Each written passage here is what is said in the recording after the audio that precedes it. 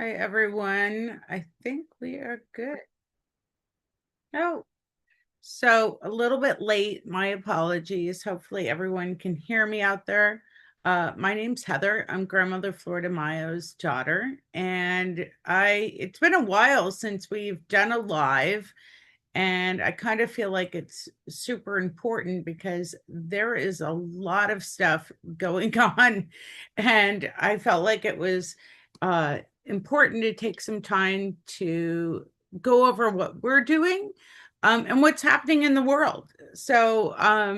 My bonus daughter, many of you've met her, Valerie, is going to be going between the different places that we're going live. We're on YouTube and Facebook, and we'll also include those links because, as you know, any of that's going to help. So I wanted to kind of go over a little bit of what Mom and I are doing here for 2026 and our vision. So the first thing that we've got going on is we're beginning a 7-week course for the Shift Network. That's going to begin this coming Monday. Many of you guys have seen us advertising it.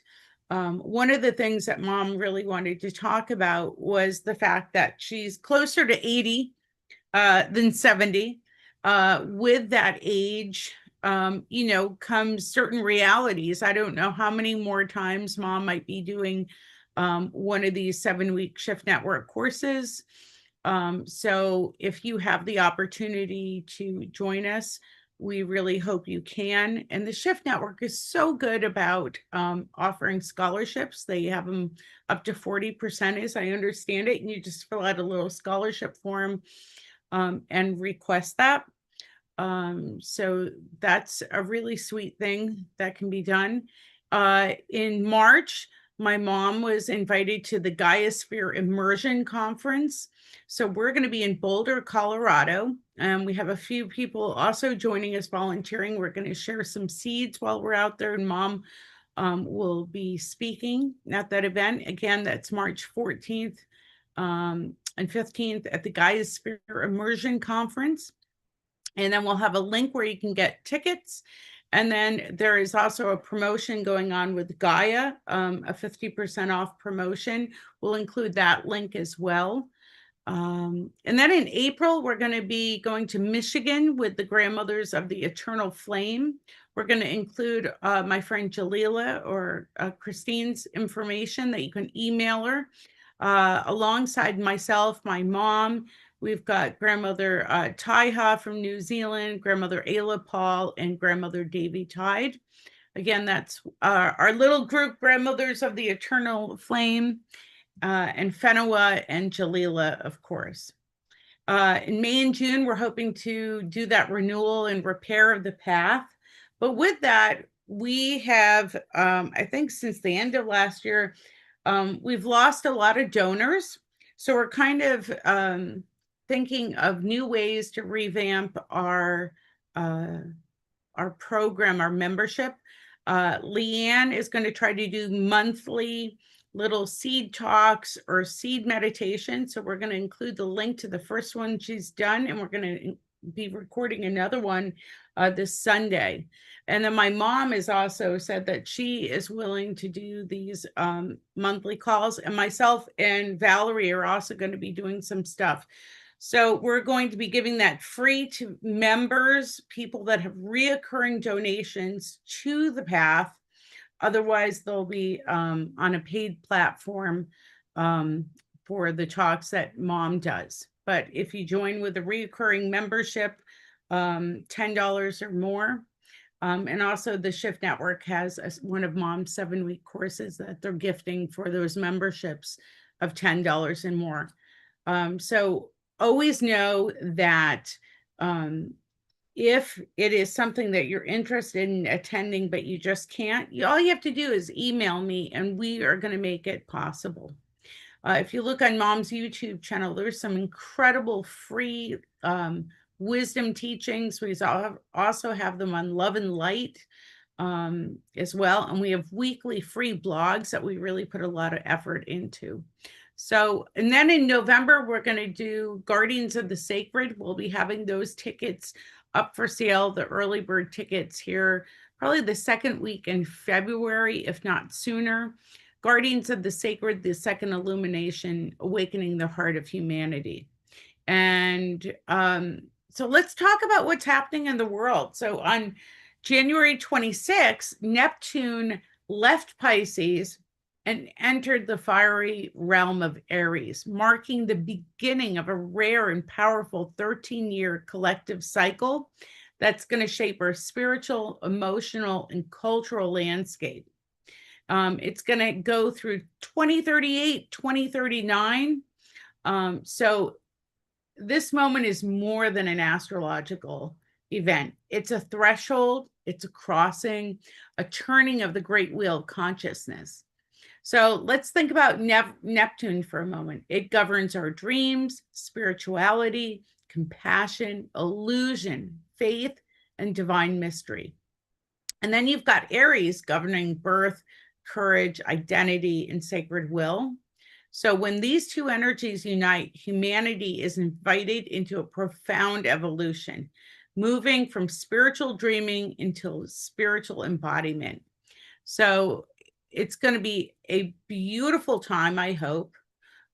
Most people are going to experience Neptune and Aries only once in their lifetime. Some will never experience it at all. So those alive during this passage are participating in the birth of a new spiritual era. Thank you. Hopefully more positivity and things going on in the world that are going to be a little lighter. So this is the era of living our prayers, of becoming what we believe, of turning vision into action. The last time Neptune was in Aries was 1861 to 1875. So that kind of gives you a point of reference, a time of fire, faith, and reckoning. So, think about how long ago.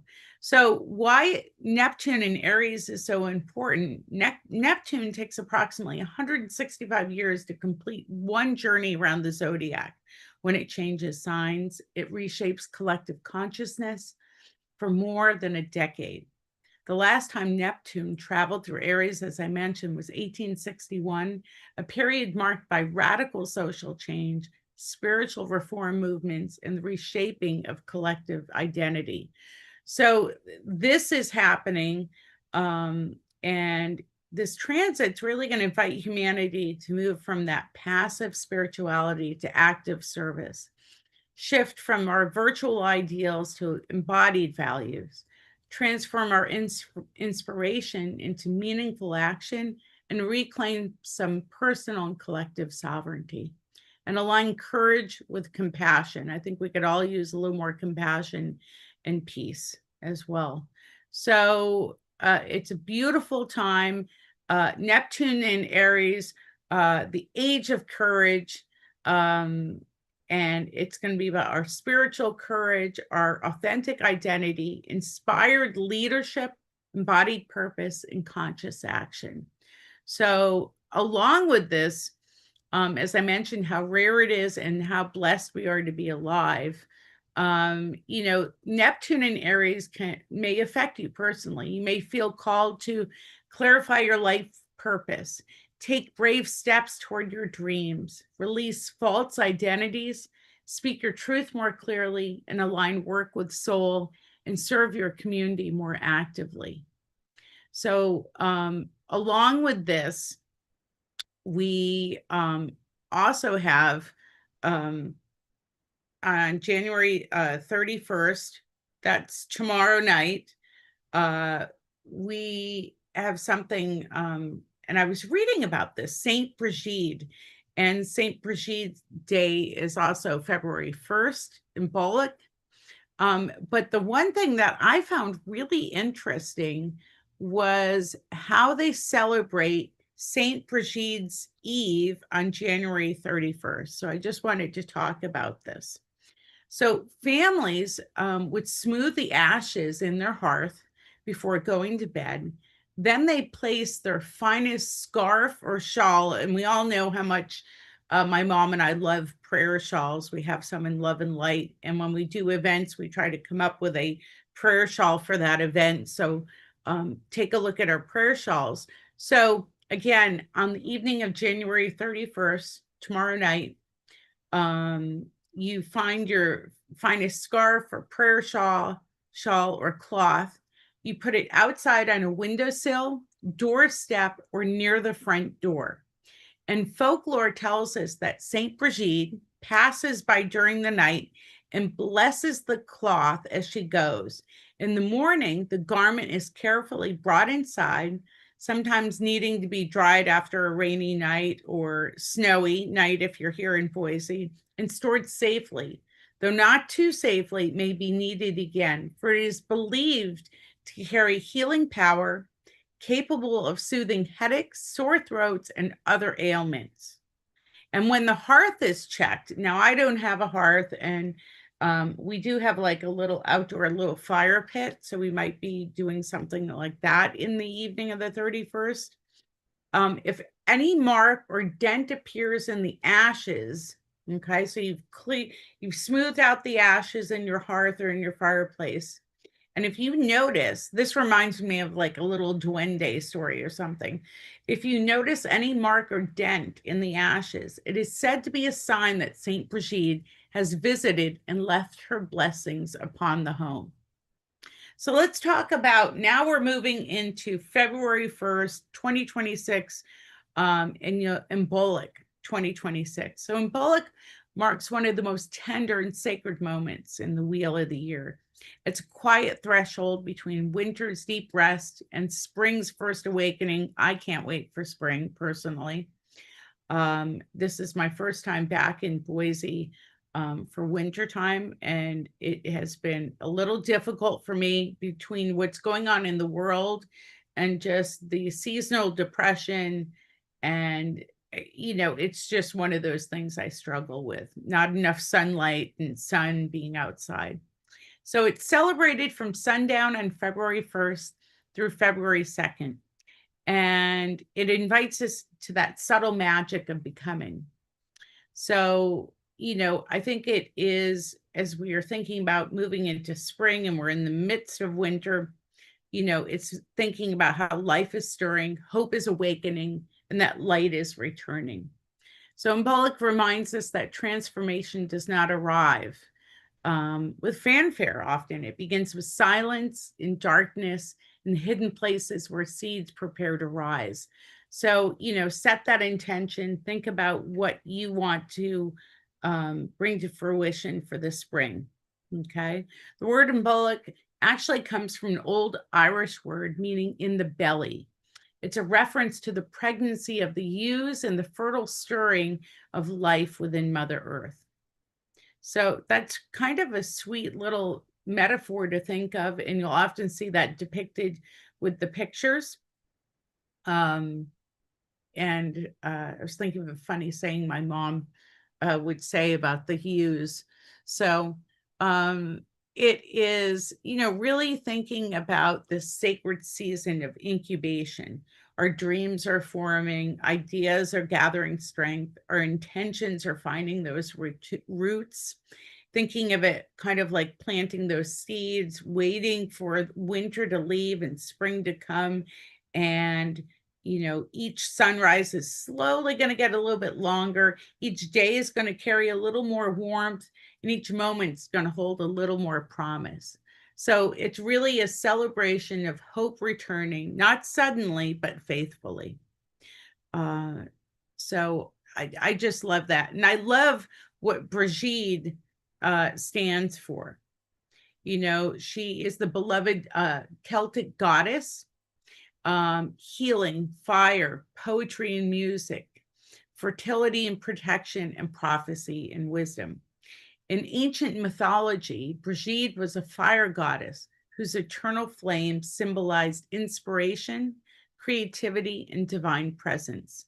Today, that flame still burns at her shrine in Kildare, which I didn't actually, I try to research as much as I can.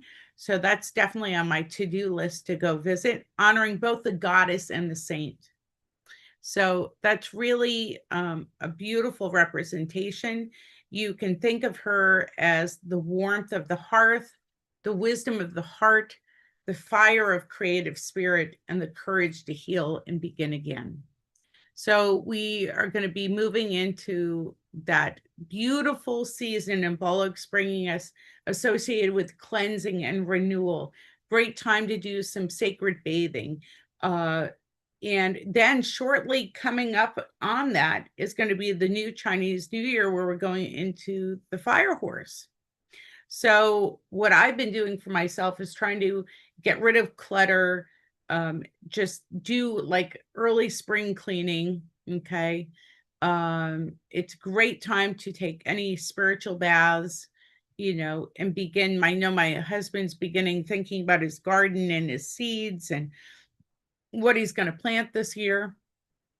So, to release, as we're thinking about what's going to be happening over these next few days, including a full moon, I would invite you to think about releasing old grief, outdated beliefs, emotional clutter, or even in my, I have physically a lot of clutter. I'm getting rid of old paperwork and things that maybe I put on the back burner or procrastinated on that I needed to take care of.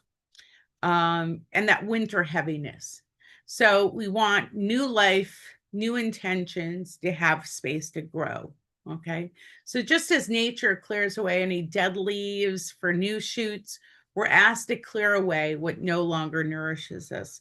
And I kind of think of my tulips and my bleeding heart when in the spring, and right now, under the earth, they're forming and they're going to pop up, and it's just magical. So that's kind of the thing I'm thinking about, is what do I need to get rid of to have my tulips and my bleeding heart kind of just come to fruition with that beauty.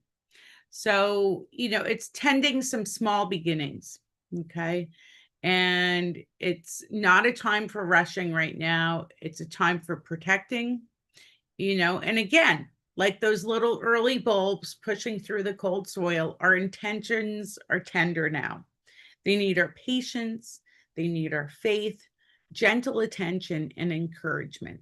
So Imbolc teaches us that the great transformation begins with small and faithful steps. So I hope that you have a beautiful time celebrating that in the next couple days, and think of some ways that you could go ahead. I know we're going to be doing a blog. I think we're going to have an ebook. We'll see what Valerie comes up with. So she'll put the link to Love and Light where you can read our blogs. We do have a ebook that we just created. I think it's over 150 pages for 2026, with just a lot of thought between prayers, journal entries, I am affirmations, and different seasonal information. And it's a nominal fee of $26. And we'll include that as well, so you guys can enjoy that as well. So then we have the full moon in Leo and Imbolc all happening. It's a sacred turning into your true self. So on February 1st, the full moon rises into the sign of Leo, arriving as a powerful spiritual catalyst for awakening, courage, and heart-centered leadership. So this isn't an ordinary full moon. It's coinciding with Imbolc, the ancient festival of returning light, and unfolds just days after Neptune's entry into Aries, while we stand at the threshold of the year of the fire horse. So together, these energies are an incredibly rare cosmic alignment that calls us into radical authenticity, embodied spirituality, and fearless self-expression. So it really, truly is a moment of becoming. And alongside that, we're going to begin our 7-week journey with the Shift Network on Mondays. If you can't join live, you can watch the recording. But my mom is so excited for this course that she's created. So it's truly a moment of remembering who you are beneath every mask, every role, every expectation. And we're also going to include my brother and his partner, Michael. They do weekly videos on YouTube. If you want to dive deeper into Western astrology and some tarot, I encourage you to follow their YouTube channel, as well as Mom's. And then myself and Valerie are going to be coming up with ours as well, and trying to do weekly YouTube videos and just spreading some wisdom for free. So, stay tuned for that. So we were talking a little bit about the full moon in Leo, and you maybe feel, called to kind of stop living only in ideas, theories, or social roles, and instead, with all that cosmic and astrological influence, think about what your soul's true path is. What is your path in life? It's really a time of that heart-centered power. It's not about dominance. It's not about ego, but radiant authenticity, awakening that inner child. So that Leo energy is going to reconnect us with our inner child, the part of us that knows how to play, dream, create, and love freely. So during this full moon, you might be inspired to create without permission, speak from your heart, laugh a little more deeply, reclaim forgotten passions, express joy without apology. So it's a beautiful time of sacred medicine. And I hope over these next few days, you're really taking the time to, to think about what it is. You'll often hear that the February full moon is known as the snow moon. And it's going to ask us, to think about, where have you been hiding your light? Where have you been shrinking to belong? Or what have you been not living in your authentic self? Where have you been wearing masks to stay safe? So it's a time to release any false identities, people-pleasing patterns, fear of being seen, and old narratives about your youth. So it's a beautiful time of dreaming to doing. You've got that the Neptune in Aries that's just going to carry us along. And then the year of the fire horse, that momentum and liberation. So beginning February 17th, and we're definitely going to have an ebook on this and more information, and we'll be online talking about it. The year of the fire horse is bringing that rare, high intensity, transformational energy.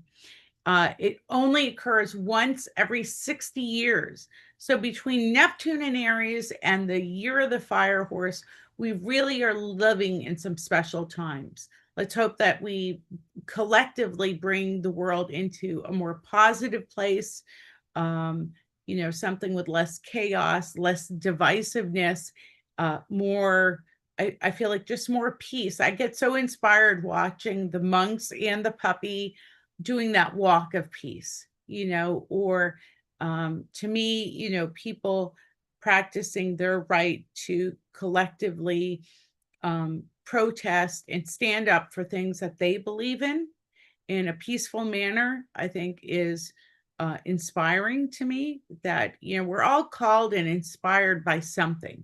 So get out and do it, in a peaceful way. So this fire horse, again, only occurring once every 60 years. It's associated with independence, freedom, breakthroughs, passion, and radical honesty. So it's going to support that bold change. But also with bold change, you need grounding. So you need to figure out ways to be spiritually, emotionally, physically, and mentally in balance. How will you live your more authentic self? And, what is true hopefully accelerates. And it really is a year about choosing yourself and what you can do. So a couple things going on. I'm just going to put a few things for you to think about.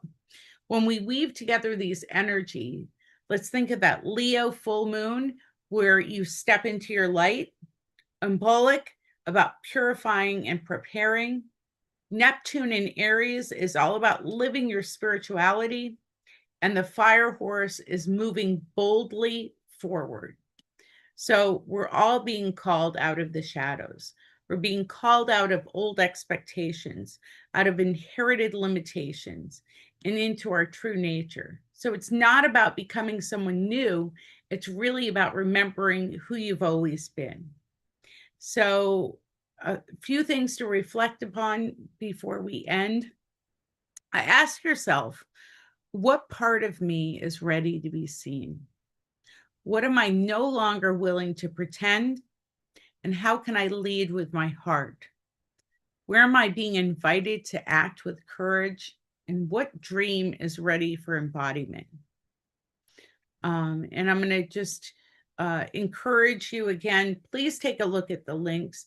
Please consider making a one-time donation or becoming a recurring donor to the path.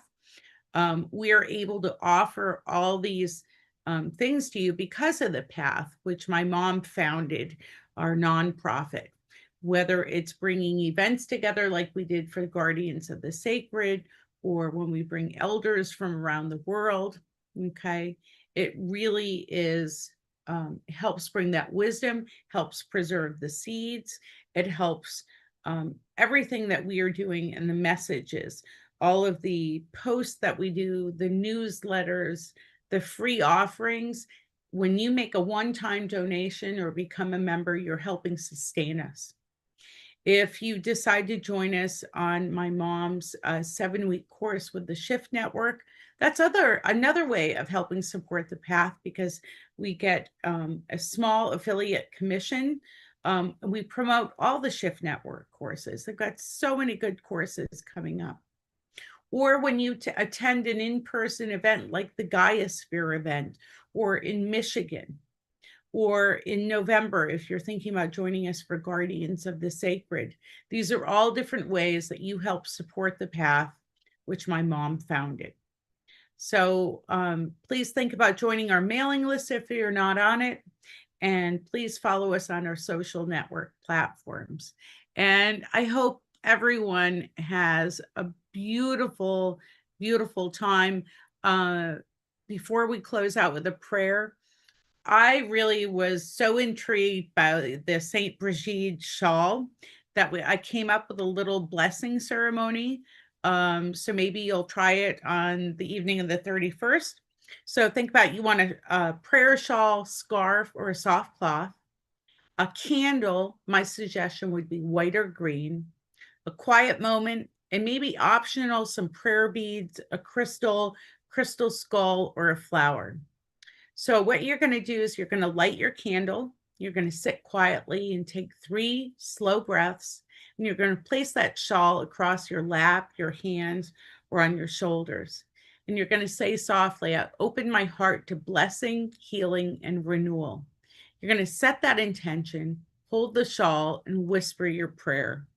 You may say something along the lines like, Saint Brigid, guardian of hearth and heart, bless this cloth with peace and protection. Wrap me in courage, kindness, and light.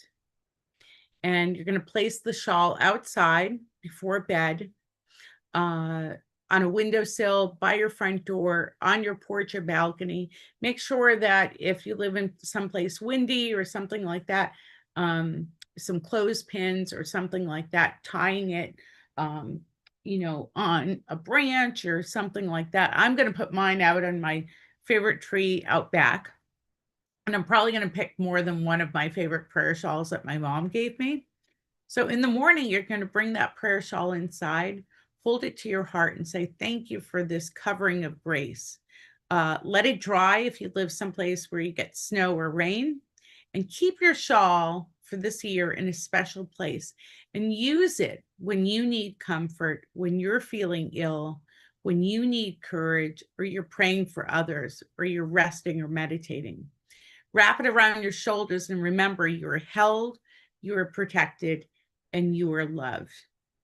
May your home be warm, may your heart be brave, may your path be gentle, and may Saint Brigid's light guide you.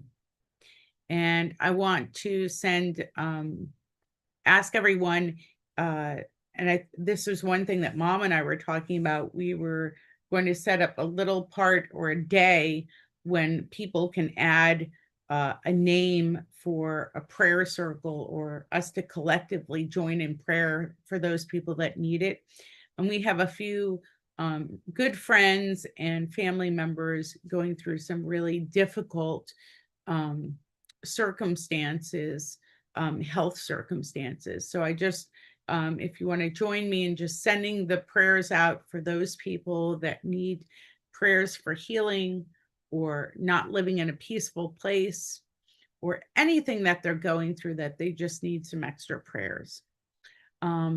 So thank you so much for joining me. And finally, I'm going to read, and this is going to remind me of my friend grandmother Taiha, and this is from Hildegard of Bingen. Hopefully I pronounced that correctly. And it's a beautiful quote for Imbolc. Holy Spirit, giving life to all life, moving all creatures, root of all things, washing them clean, wiping out their mistakes, healing their wounds. You are our true life, luminous, wonderful, awakening the heart from its ancient sleep. So this ancient prayer really mirrors the very essence of Imbolc, the sacred stirring beneath the surface, the gentle return of light, and the awakening of life after a long winter rest. It's reminding us that renewal is not forced. It is breathed into us by spirit. It rises naturally when we are ready. So happy to everything that is going on. And we are truly blessed to be living in today. And much love and light to everyone. And thank you so much for joining us and your patience with the live.